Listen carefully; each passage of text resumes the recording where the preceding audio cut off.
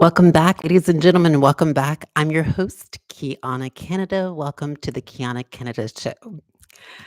I hope that you're having an excellent evening. I know that I am.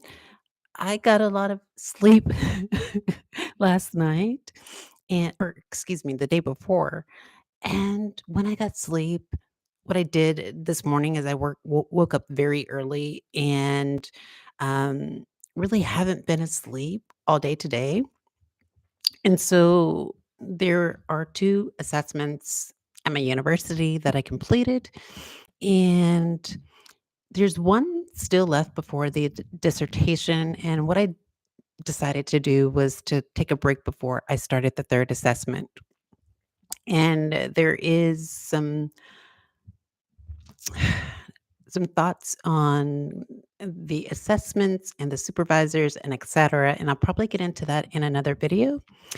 But ladies and gentlemen, in this video, I want to focus on a disturbing phenomenon, and it has to do with incel men. And before we get into this topic, I want to be sensitive to say that I understand that relationships are what many people want, right? And I'm cognizant that sometimes relationships or intimacy is difficult for some people. And I'm taking that into consideration when I give commentary on this particular subject. But I think there is a disturbing phenomenon of incel men in intelligence agencies or the contracting of incel men by intelligence agencies to intimidate women online. It's quite disturbing.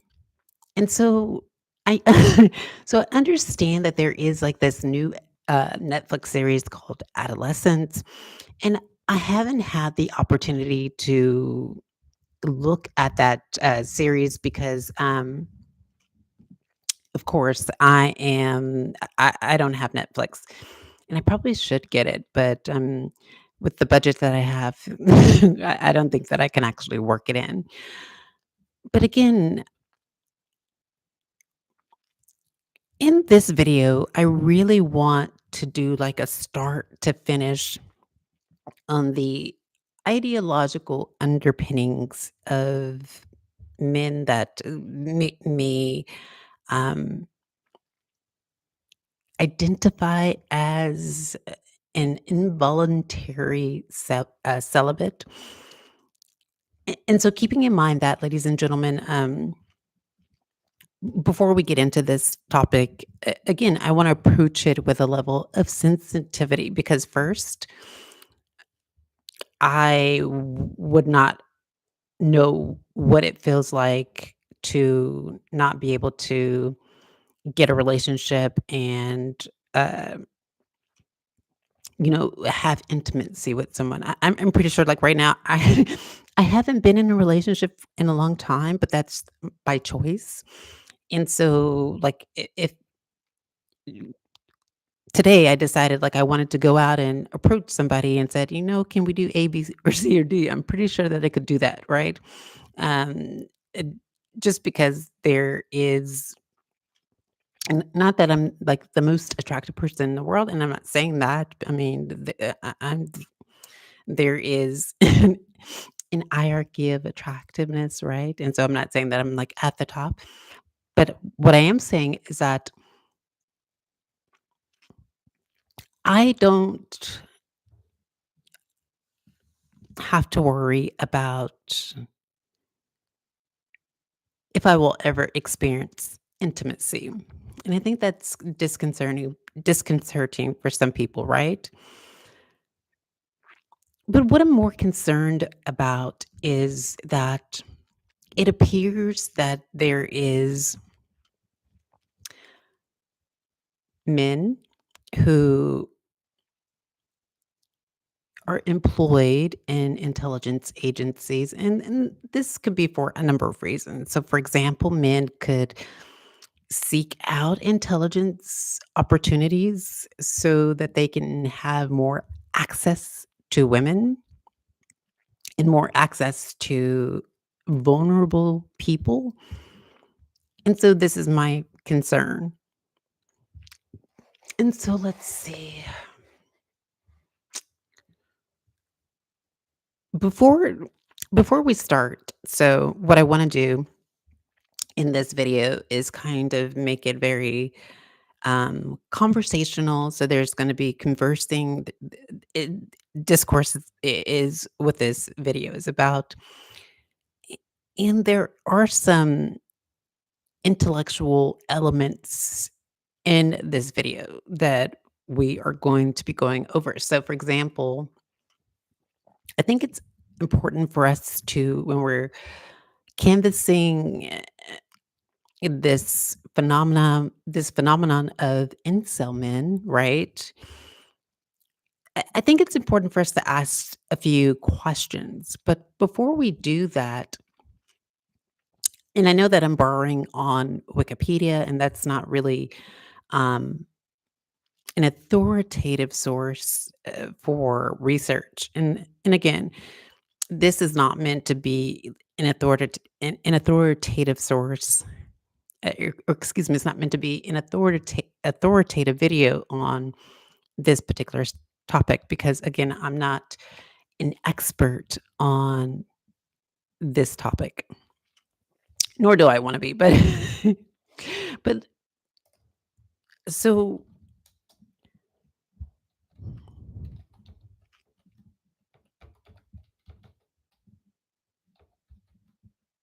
I think it's okay.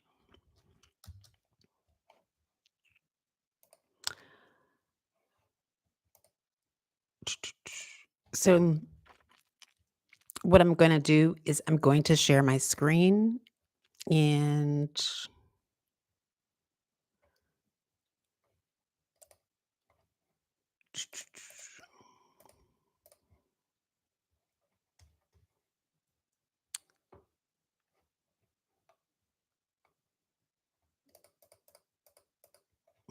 interesting. It's not.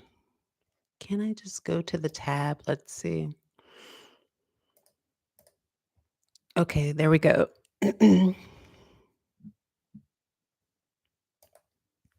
So I'm going to share my screen and we're going to go through this together.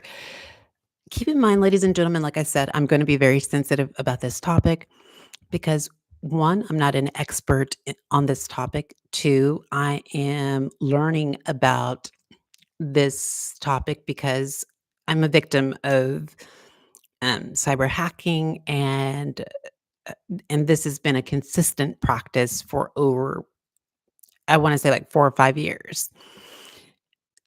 So keeping in that in mind, I think it's important for us to like understand this together.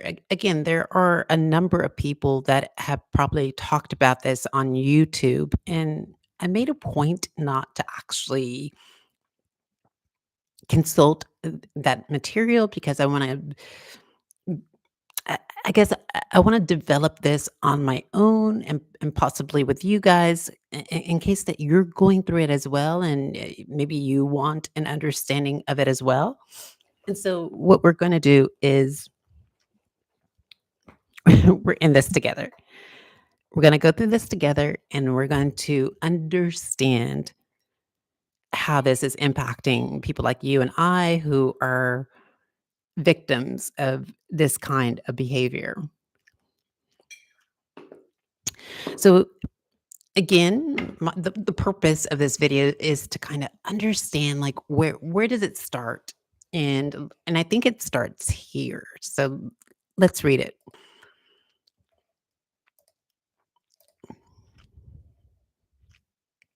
Okay, so now that the screen is shared, it says incel is a term associated with mostly online subculture of people um, who are predominantly male, heterosexual, and white.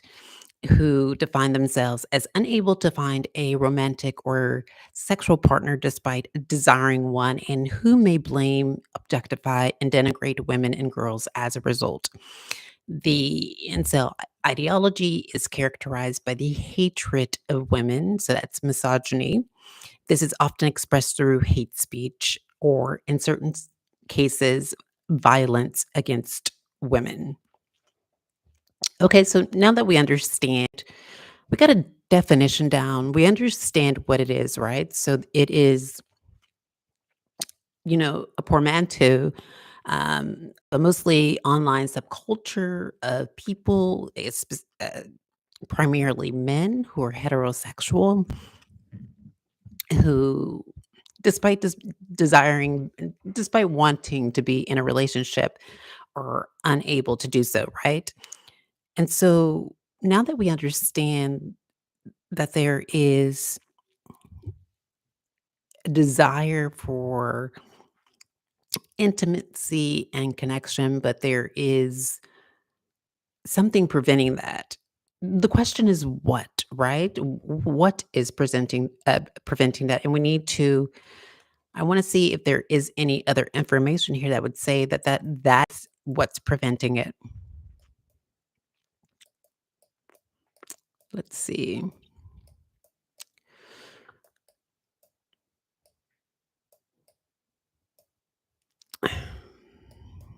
So they're showing pictures of.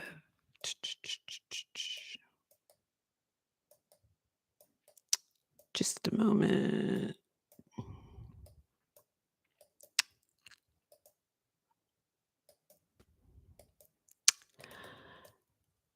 Okay, so I'm gonna share my screen.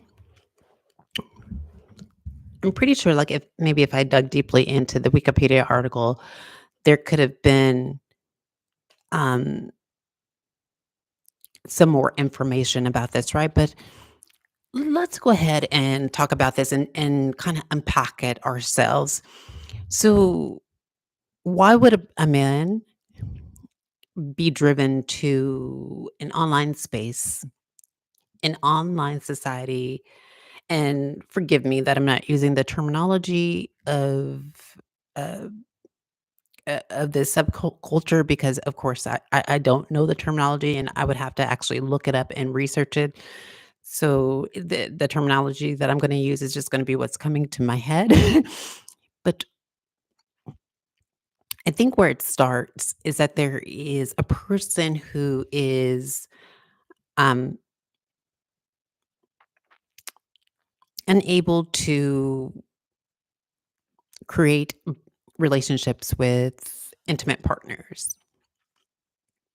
And that could be because that person is not traditionally attractive or um, physically appealing to the opposite sex. And so it begs the question if that is the sole and primary factor. Because when we think about this world, right, this is an expansive world and everybody has different tastes. And so it's unimaginable to me that a person would be unable to possibly create a union with someone in this world. This is a huge world. And it could be the case that the persons that these men seek to create these relationships with are not attracted to them. And that can be disappointing to them, right? And so, unable for those men, the men that we're talking about, for them, they're unable to create these intimate bonds with the opposite sex. W Where does that lead, right? And so in the Wikipedia definition, we saw that there is misogyny there. So we're gonna canvas that definition. And I'm gonna share my screen. So let's see.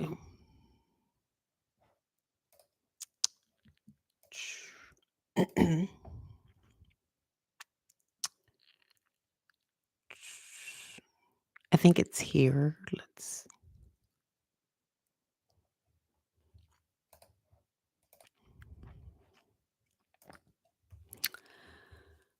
Okay. So what we're doing is we're slowly unpacking this to understand the psychology of the men behind the camera.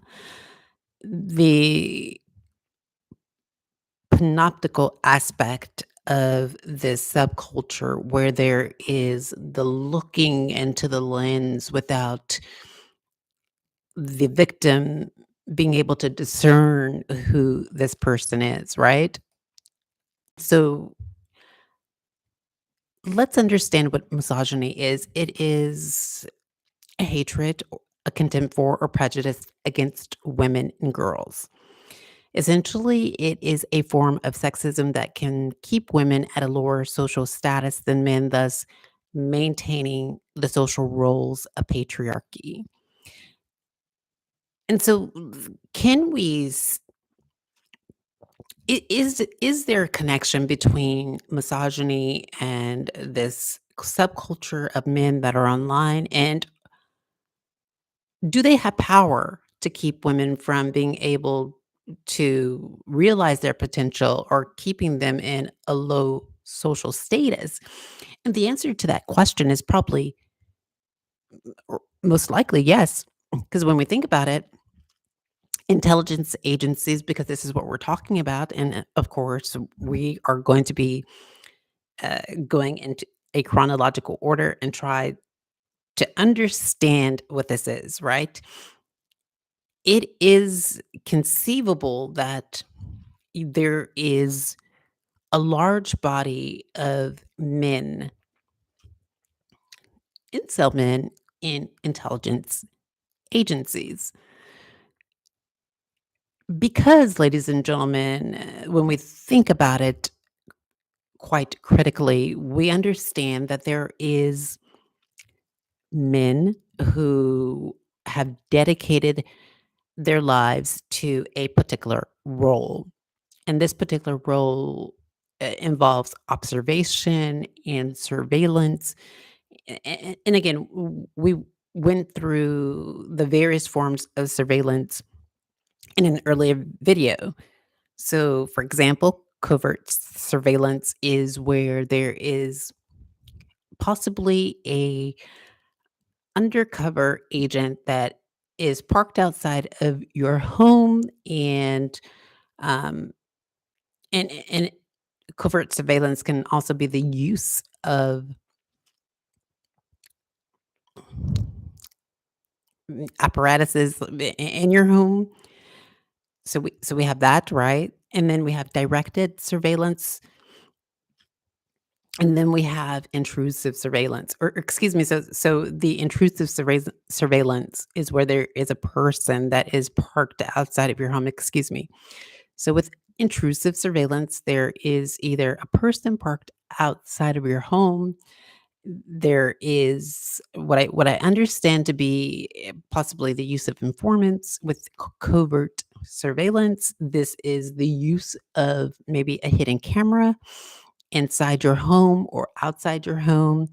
And then directed surveillance is more generally like a surveillance camera that is on the street corner or like in a grocery store. But I don't think surveillance is the problem. Like when we all walk down the street, we understand that there is security cameras there. And I think most of us appreciate that security cameras are there because we understand that if there is a car accident, then that car accident is captured on surveillance. Or if there is someone robs a store, then there is possible surveillance to capture that incident. But what is most disturbing about the operation of surveillance, right? And when we think about it,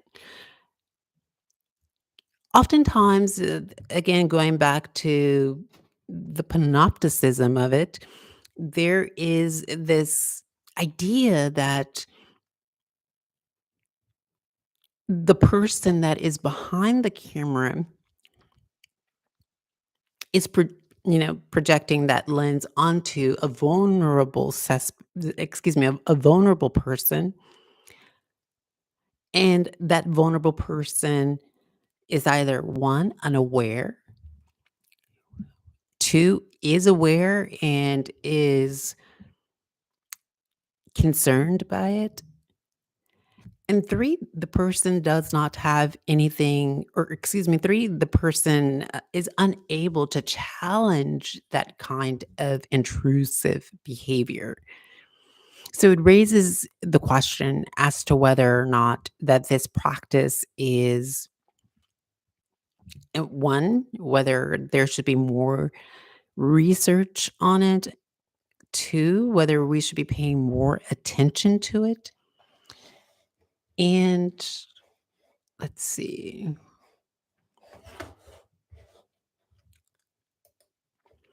Okay, so let's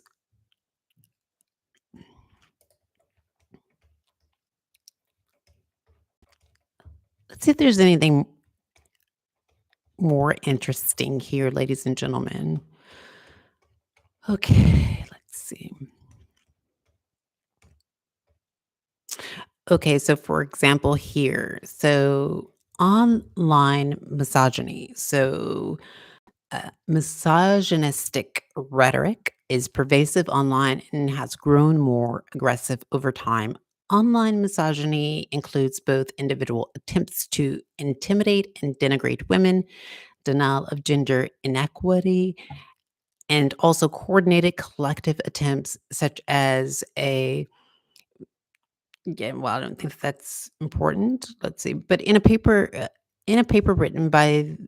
written for the Journal of International Affairs, Kim Barker and Olga Duras discussed how online misogyny can lead to women facing obstacles when trying to engage in public and political spheres of the internet due to the abusive nature of these spaces. They also suggest regulations and shutdowns of online misogyny through both governmental and non governmental means. Okay. But the question is, ladies and gentlemen, if the government is a participant in this misogynistic behavior, then what is the solution? Because it's not only citizens and those in society. I think when we think about when we are discussing misogyny, it is a top down discussion. It starts at the very top, and it is people in positions of power that are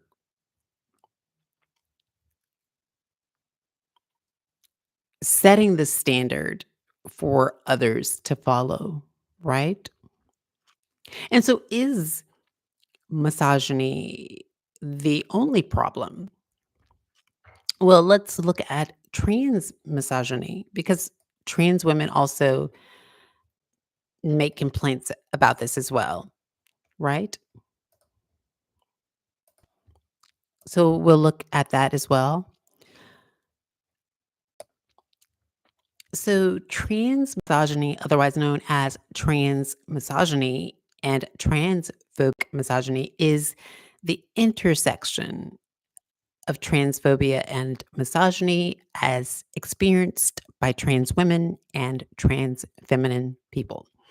The term was coined by Julia Serano in her 2007 book Whipping Girl to describe a particular form of oppression experienced by trans women.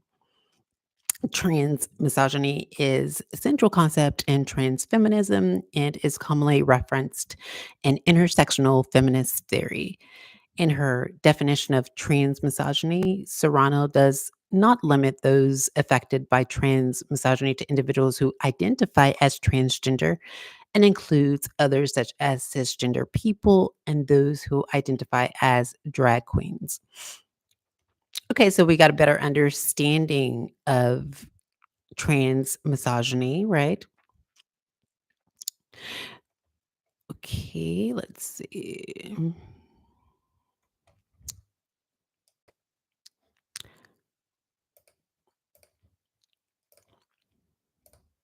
Okay, so now that we have some definitions out of the way, we have incel, which is an involuntary celibate. This is a man who is desiring an intimate relationship with the opposite sex, but and possibly it may not even be limited to the opposite sex, right? But more generally, the research is saying that these are heterosexual men.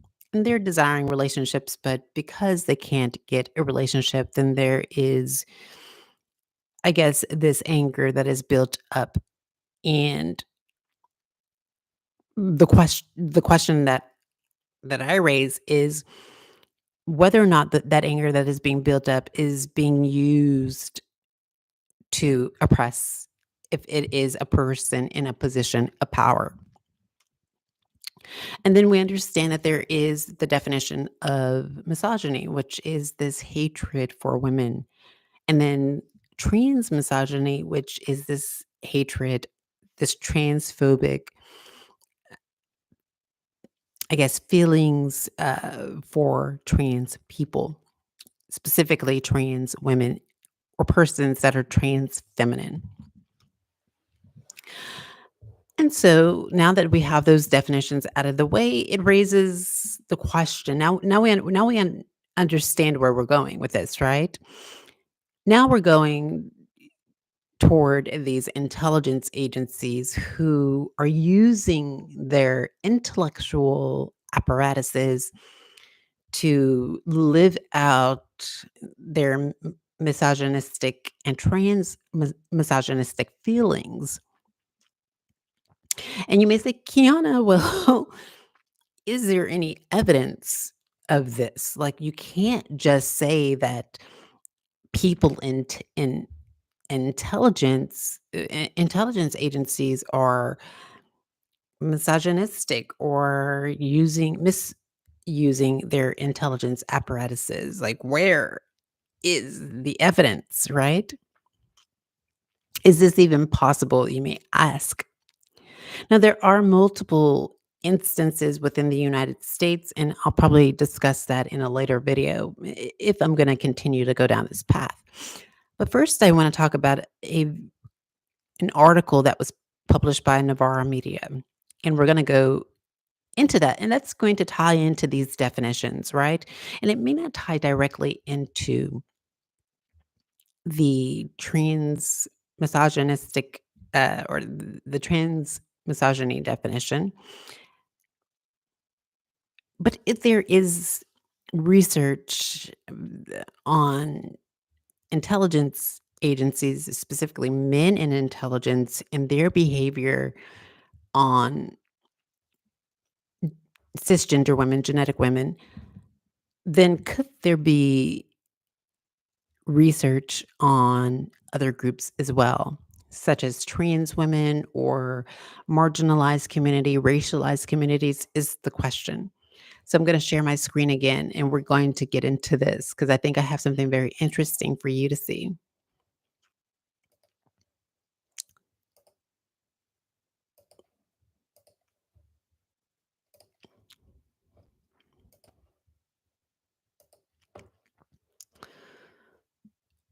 So I don't know if this is going, okay, hopefully this shows up.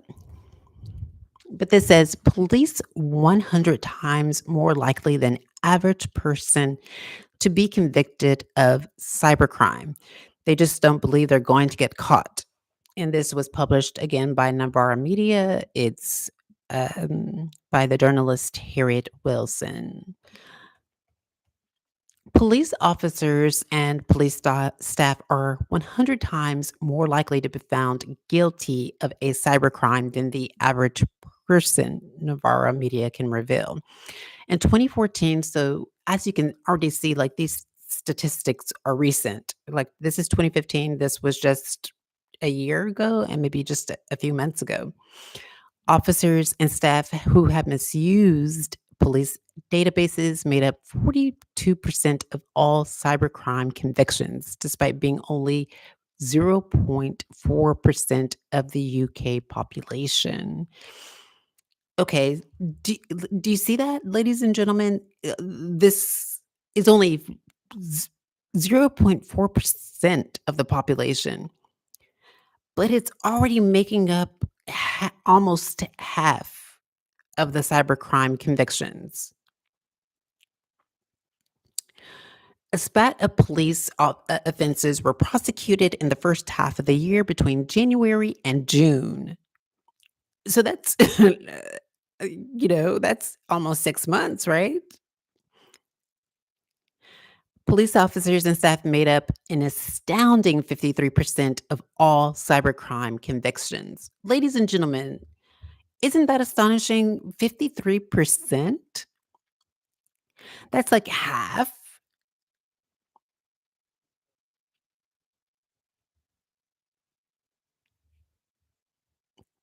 This is according to an analysis by Navarra Media of the Cambridge Computer Crime Database, which has been tracking cybercrimes where the offender or alleged offender has been arrested, charged, and or prosecuted in the UK since January 2010. Most police office Most police cases involve officers and staff illegally obtaining sensitive information stored on an official computer system. Ladies and gentlemen, so okay, let's pause right there. Let's give pause to that. So we know that people in intelligence, they have access to our computer systems. And a lot of times there's nothing that we we can do about it, right? We can't do anything about it because these persons can't make up any reason. They can create probable cause as to why they need access to your devices. And they're likely going to a male in court.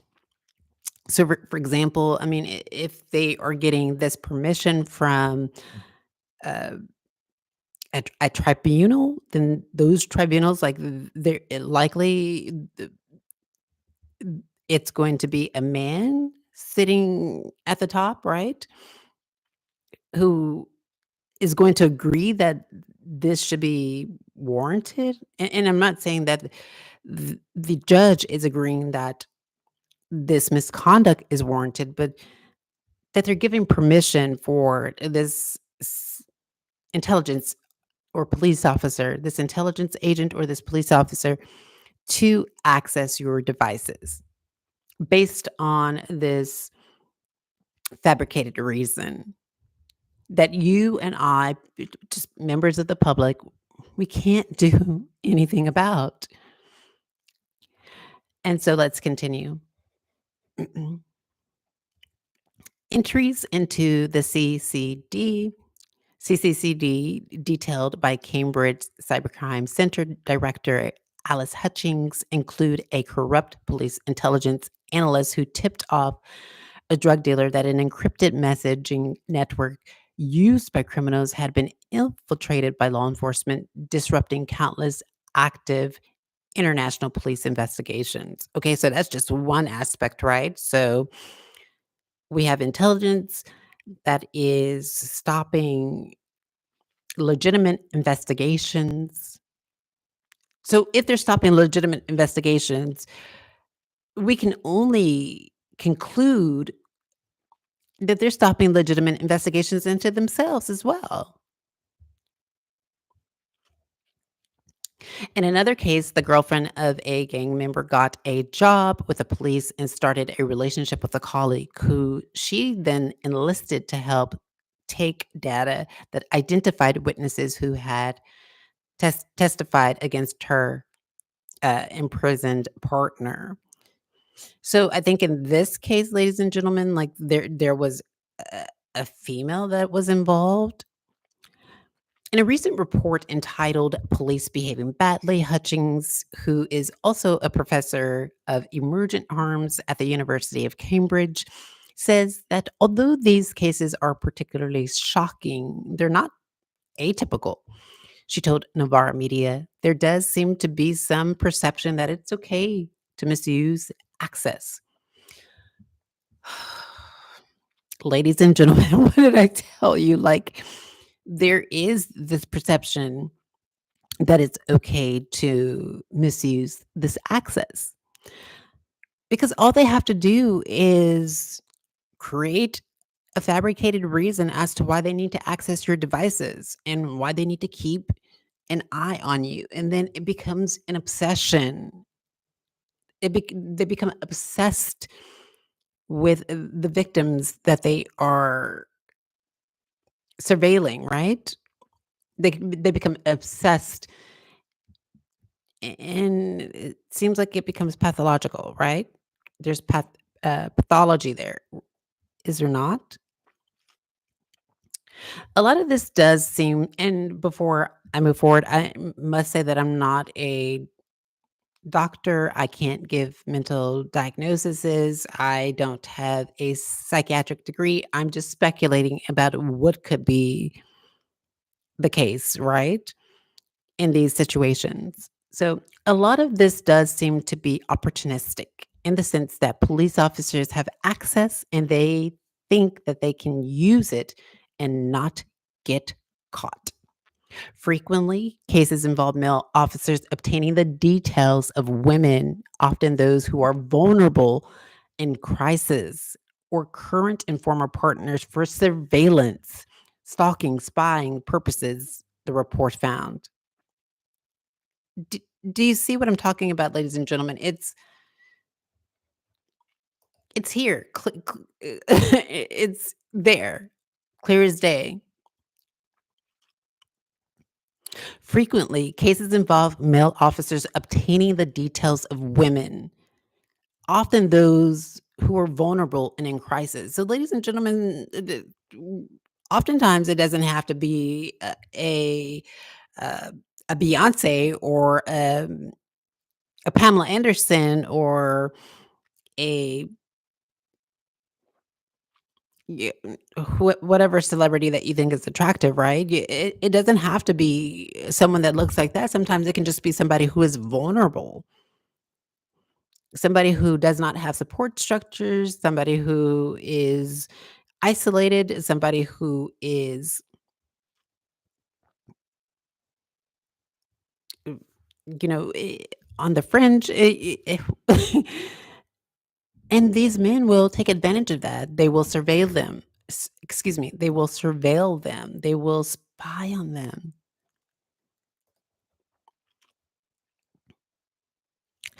This highlights larger social problems of toxic masculinity, power, and control. Hutchinson's writes, pointing out that cybercrimes often occur alongside real world violence, abuse, and coercion.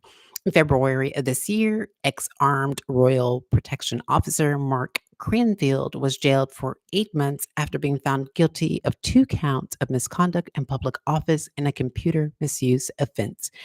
Cranfield used police systems to find the personal details of a victim of revenge, this, who he went on to harass in an attempt to start a relationship with her. Let's canvas that. So you see, like there was a victim of this crime, right? And so obviously in this particular situation, there were photographs of this women, or excuse me, of this woman. And I can only imagine that this police officer accessed those photographs, became enamored with those photographs. Um, Not only that, right? This police officer or this intelligence officer, maybe in this case it was a police officer, but we can understand that intelligence agencies are, and the intelligence officers or not immune, and definitely not excluded. But you see how there was a vulnerable person who went to law enforcement and was the victim of a crime, had her images displayed on the internet, and a police officer took advantage of that.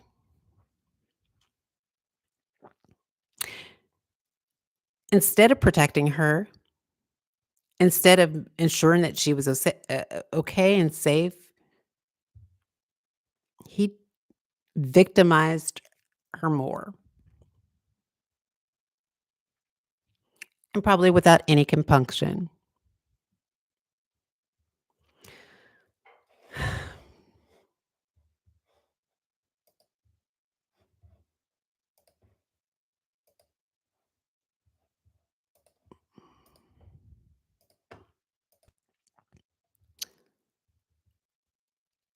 So before we continue, if you are a person and you are sensitive to content like this, and maybe you have been a victim of police officers misusing their authority and their surveillance apparatuses, then I think what I'll do is I will link something in the description for services, possibly Women's Aid, if this kind of content is disturbing and can be triggering. So I do want to apologize if you may be triggered by this content, but it's something that we need to talk about and we need to bring awareness to because it is a deeply troubling issue in these departments.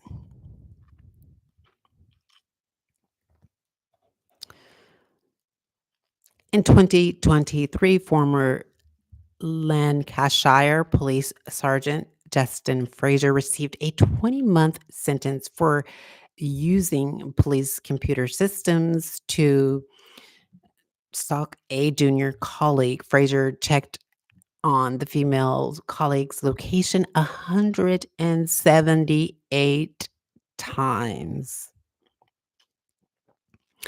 In the same year, former South Wales police officer, uh, and we get it, right? So that there's, like, a lot of these incidents that are taking place.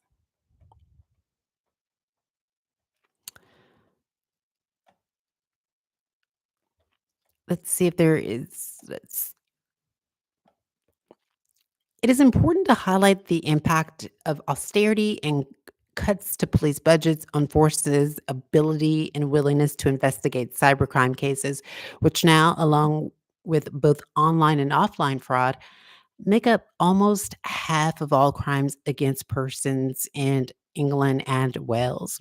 Hutchinson believes that the charges and prosecutions tracked by the CCCD only represent the tip of the iceberg in terms of the true scale of cybercrime. I can just imagine, right? So, you see, ladies and gentlemen, this is a deeply concerning problem, right? And if you have a person, a vulnerable victim who is going through, for example, transnational repression, and you have an intelligence agency who has attached themselves to that person for 3, 4, or 5 years, you can see how this relationship can be quite toxic. You can see how there is an obsessive attachment to the victim that this intelligence agency doesn't want to relinquish. It's deeply concerning, and again, it's not limited to men in intelligence. We understand that, of course, as this article pointed out, that there are men in police departments as well. And oftentimes, when we think about intelligence, we think about police departments, men, intelligence agencies collaborate with informants who happen to be men, and these are people that are being primed to engage in this kind of conduct that is, I think is deeply concerning in the long run, right?